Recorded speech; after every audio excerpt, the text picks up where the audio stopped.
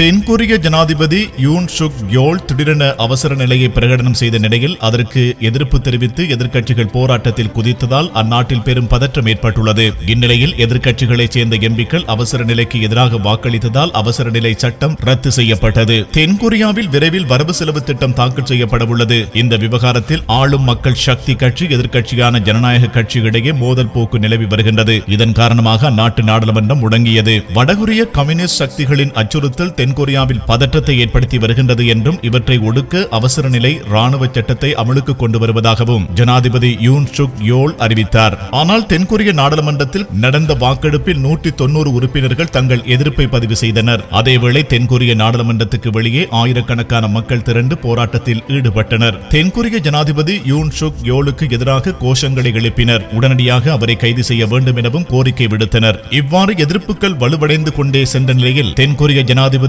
யூன் 6 மணி நேரத்தில் தனது அவசர நிலை உத்தரவை வாபஸ் பெற்றார். எனினும் ஜனாதிபதி பதவி விலகும் வரை காலவரையற்ற வேலைநிறுத்த போராட்டத்தில் ஈடுபட போவதாக பல்வேறு தொழிலாளர் சங்கத்தினர் அறிவித்துள்ளனர். இதற்கிடையே தென்கொரியாவில் உள்ள ஆஸ்திரேலியர்கள் போராட்டங்களில் பங்கேற்க கூடாது என ஆஸ்திரேலிய அரசு அறிவுறுத்தியுள்ளது. அதேபோல் தென்கொரியாவுக்கு பயணம் மேற்கொள்ள திட்டமிட்டுள்ளவர்களை பயணத்தை மீள பரிசீலனை செய்யுமாறு ஆலோசனை வழங்கப்பட்டுள்ளது.